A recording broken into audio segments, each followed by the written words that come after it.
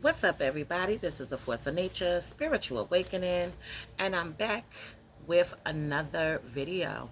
Okay, so this one is going to be Heartbreak and Life-Changing Indicators. Okay, and this is for Synastry, and this is part 2. So please be sure to check out part 1.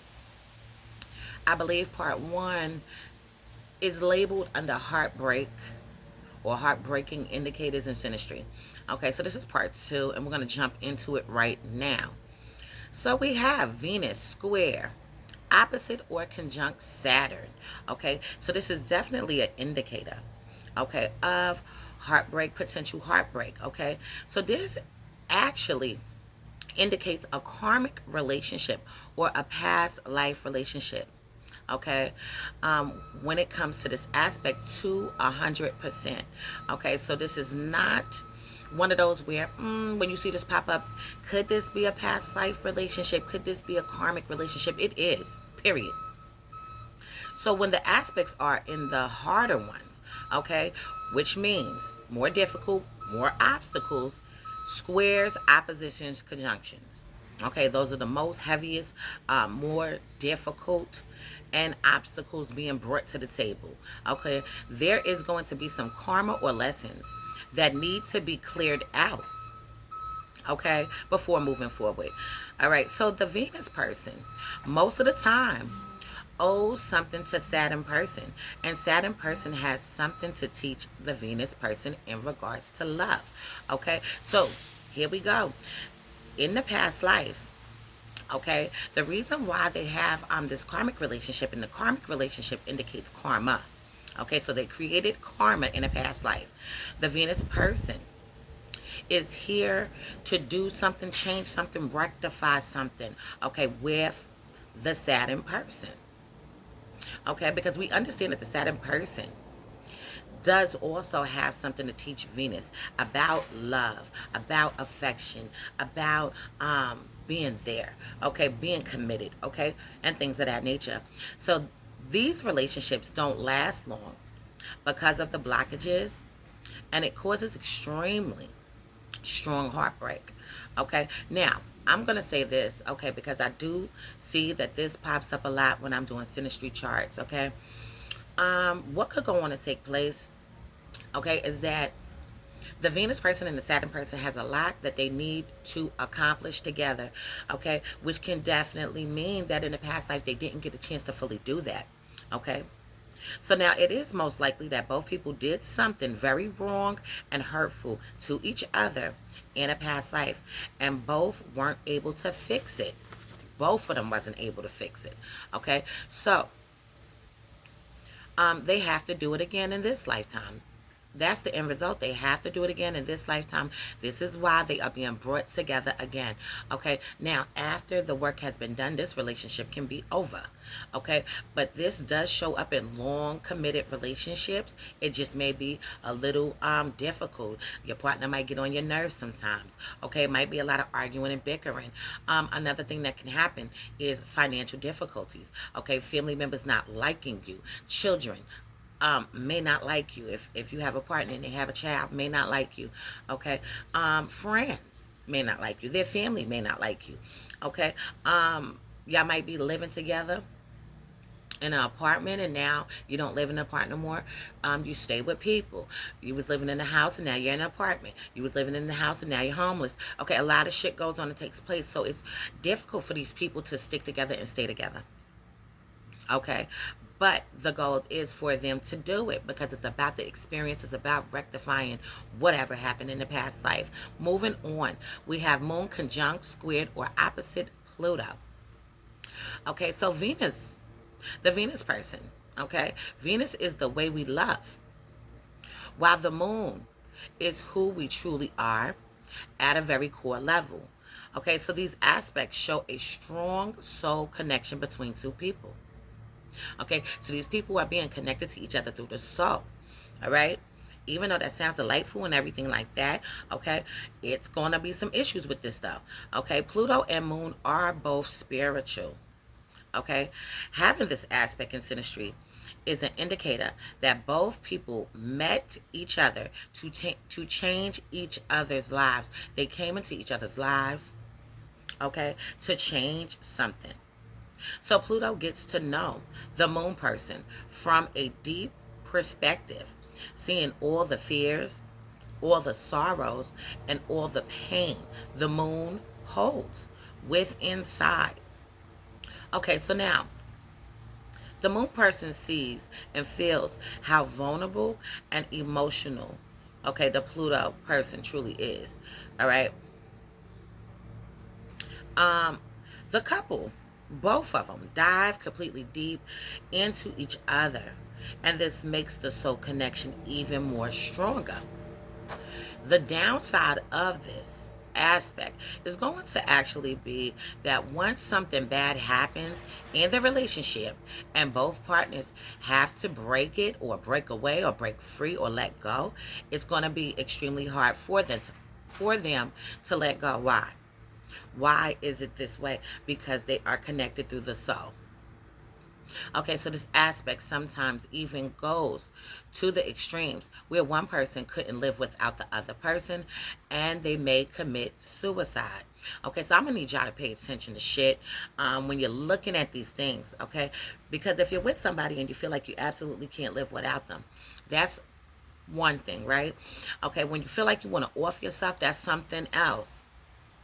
Okay, that's something else. So this is very rare to happen, but unfortunately, these are the type of things that can go on and take place. Okay, so be careful with that one. We also have Venus in aspect to Neptune. Okay, and we're speaking about the conjunction, the square, the opposition. Okay, that's going to be the ones that's going to be more strongly felt. But in this particular one, the sectors and the trines are also being included.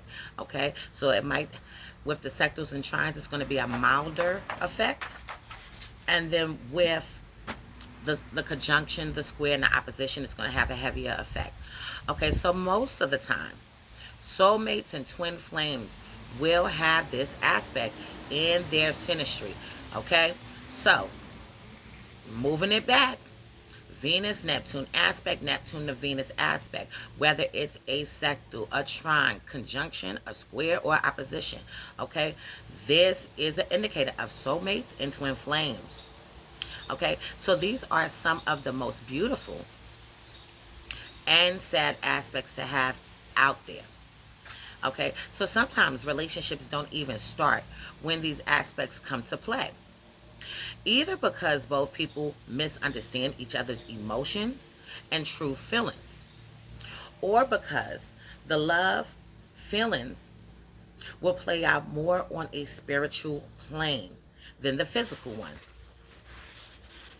Okay, so there will be some type of blockages and confusion because of the Neptune, and this will prevent the relationship to kick off.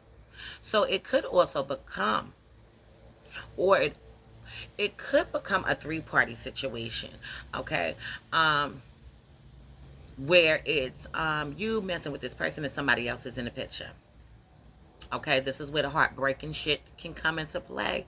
Usually both people will reach unconditional love for each other and spiritual enlightenment of the relationship. But if a relationship does start, it will be kind of like a Romeo-Juliet story. Now, we know what the Romeo-Juliet story is about. Okay, they fell in love. They were from two completely different backgrounds. Their families didn't fucking like each other. Okay, and then they were getting like torn and ripped apart, like away from each other, not ripped apart, torn away from each other. They wasn't supposed to be fucking with each other, okay, but they wanted to mess with each other by any means necessary, okay, and we know the rest of the story, okay, and if you don't know the story, then y'all should watch it or read it or whatever the case may be, okay, but they were in love, okay, and not really knowing each other for a long period of time, like on those kind of bases when they hooked up, because remember that their families didn't like each other, but they fell in love, and you know, she thought Romeo was dead, so she tried to kill herself, and all of these different kinds of things like that went on and took place. Okay, so now we also have Mars square conjunct or opposite Venus. And before we go back, I think, yeah, she acted like she was dead, and then he thought, yeah, all of that shit with the Romeo and Juliet shit, you know. Mars square conjunct or opposite Venus.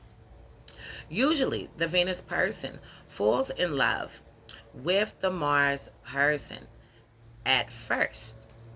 Meanwhile, the Mars person is only sexually attracted at the beginning. Okay, so the Venus person is falling for the Mars person at first. The Mars person is really looking more at the physical things of the Venus person in the beginning. So later on, the Venus person moves on and falls out of love. Okay, this is what usually happens with this aspect.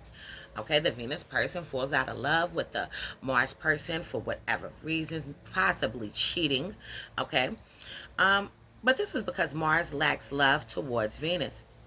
And exactly at the time that the Mars person, okay, falls for the Venus person deeply, okay, this is going to be like a chase, okay,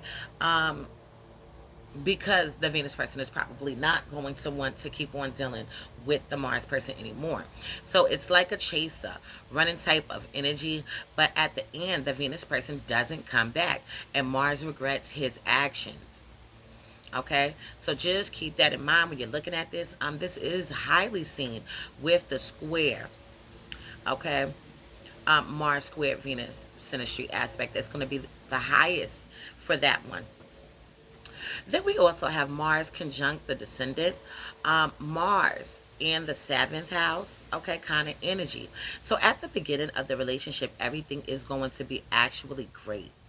Okay, the relationship starts off extremely passionate, sensual, sexual, all right, all of these types of things, and it's full of fun. But over a course of time, more and more arguments tend to arise. The relationship with this aspect, okay, placement, usually doesn't last for a long time or for the long haul. Okay, so it's kind of like a summer love, a summer fling type of scenario.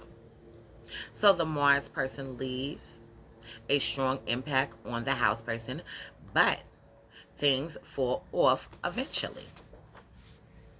So it's either because the Mars person is not able to fully commit, okay, cheater, due to his nature, or the house person has trust issues towards the Mars person.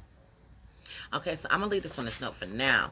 In future videos to come, I will go into more depth into heartbreak and life-changing indicators in synastry.